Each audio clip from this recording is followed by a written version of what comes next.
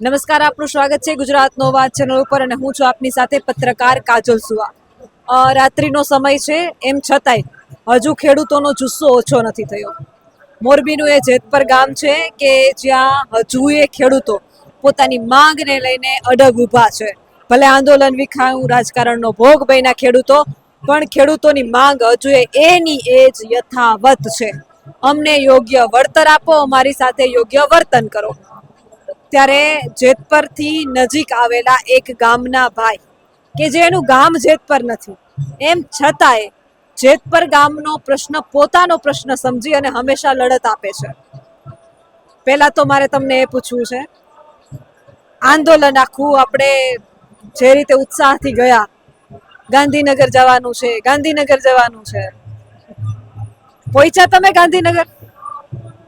બેન, આખો આયોજન કિસાન રેલીનું ગાંધીનગર લઈ જવાનું હતું, પણ ક્યાંક ને ક્યાંક કોંગ્રેસના નેતાઓને, જે પાલભાઈ નહીં પણ હું તો એવું કહીશ કે કોંગ્રેસના જે રાજકીય આગેવાનો અને કોંગ્રેસ પાર્ટીના પ્રદેશ પ્રમુખો જે અમદાવાદમાં બેસે છે, એ લોકોની આ એક જૂથબળ જોઈ, જુસ્સો જોઈ, ટ્રેક્ટરોનો મોટો જથ્થો જોઈ અને એની મનસા ક્યાંક ને ક્યાંક બદલાણી અને તાત્કાલિકના ધોરણે સભાનું આયોજન કરી એમાં બેનર અને ધજાઓ મારતા ખેડૂતો ઉશ્કારણા અને ખેડૂતો પાછા આવ્યા. એટલે આખી રેલીનો ફિયાસ્કો થયો, સભાનો પણ ફિયાસ્કો થયો અને રેલીનો પણ ફિયાસ્કો થયો. એટલે જો નિષ્પક્ષ રેલી થાય તો જ ખેડૂતો આજે સ્વીકારે એમ છે.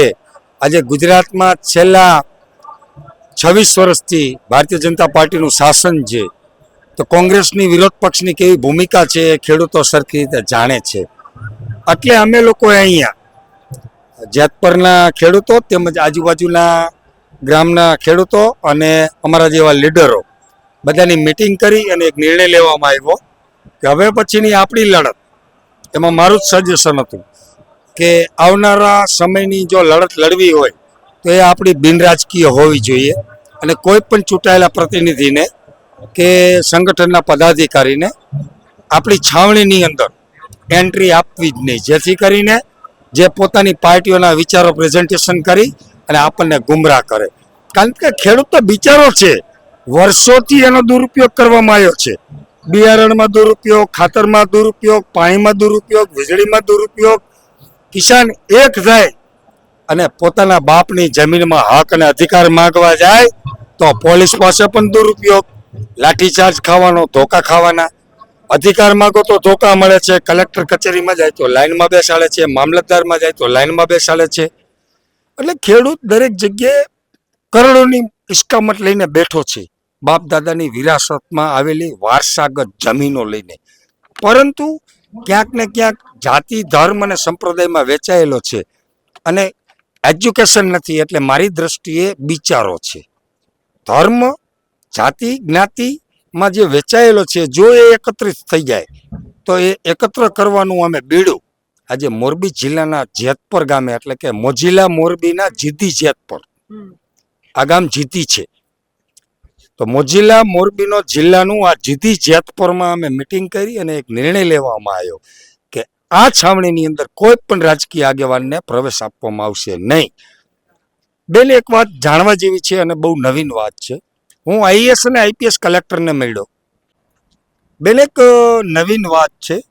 આંદોલન દરમિયાન અમે ટ્રેક્ટર રેલી કરી અને મોરબી ગયેલા ખેડૂતોની, કલેક્ટરશ્રીને આવેદનપત્ર અને અલ્ટિમેટમ આપવા માટે. તો ત્યારે કલેક્ટર એટલે આઈએએસ, કોન્સ્ટિટ્યુશનમાં ભારત સરકારે નિયુક્ત કરેલા જિલ્લાના રાજા, જેની સાથે પરામર્શ કરી, ડિસ્કસ કરી, આર્ગ્યુમેન્ટ કરી.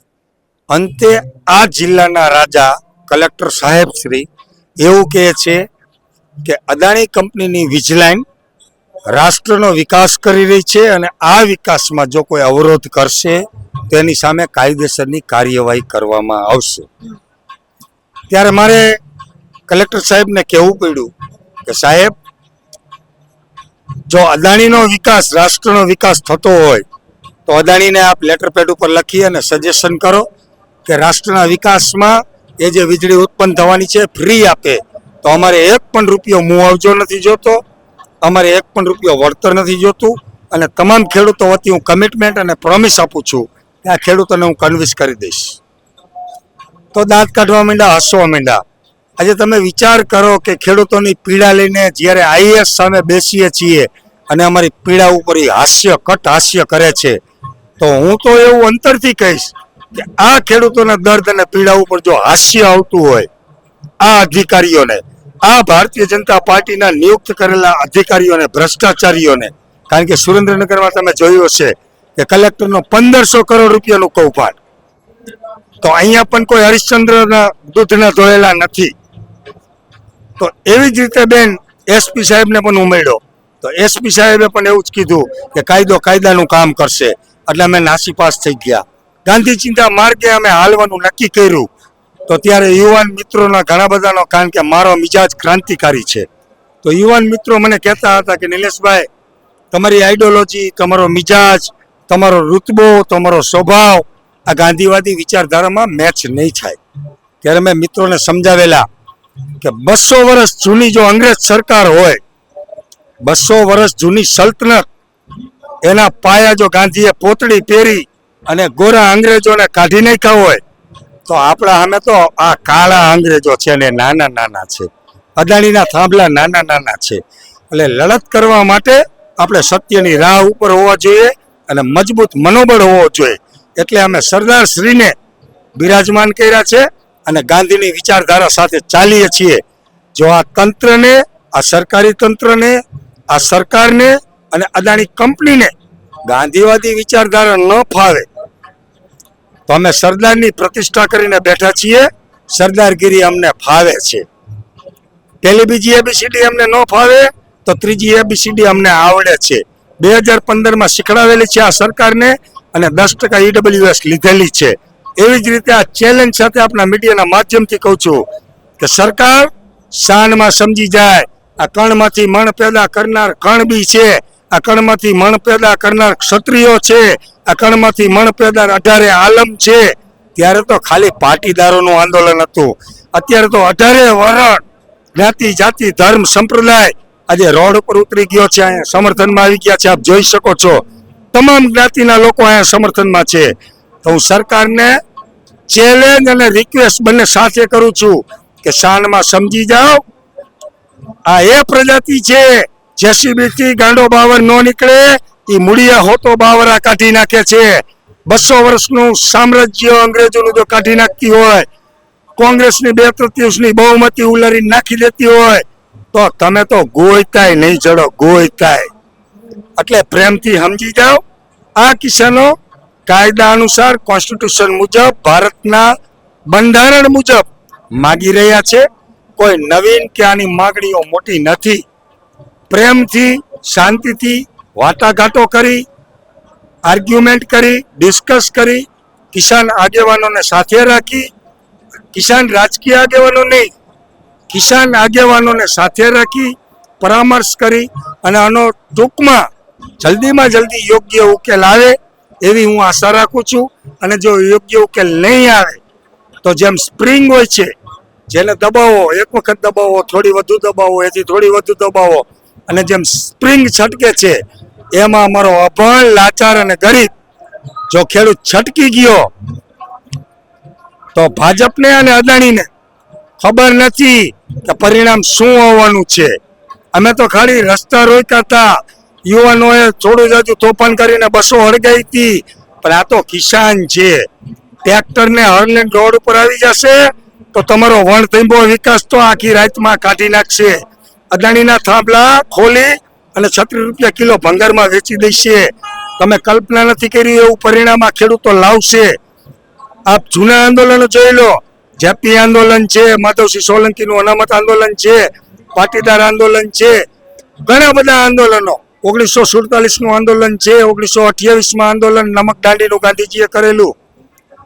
આ ઇતિહાસ, સલ્તનત તખ્તા આ ખેડૂતોએ જ બદલેલા છે. અત્યાર સુધીમાં કોઈ રાજકીય પાર્ટીએ કોઈ દિવસ સલ્તનત કે તખ્તા બદલાવેલા નથી, ઉલારેલા નથી. ફક્ત ને ફક્ત આ કણમાંથી મણ પેદા કરનાર આ ખેડૂતોએ તખ્તા બદલાવેલા છે. એટલે શાનમાં કહીએ છીએ, ગાંધીગીરીથી કહીએ છીએ, સમજી જાઓ, નહીતર આવનારો સમય કઠણ હશે અને કઠણ હશે. જેતપુરમાં હવે શું આયોજન છે? કેટલા લોકો ઉપવાસ ઉપર બેઠા છે?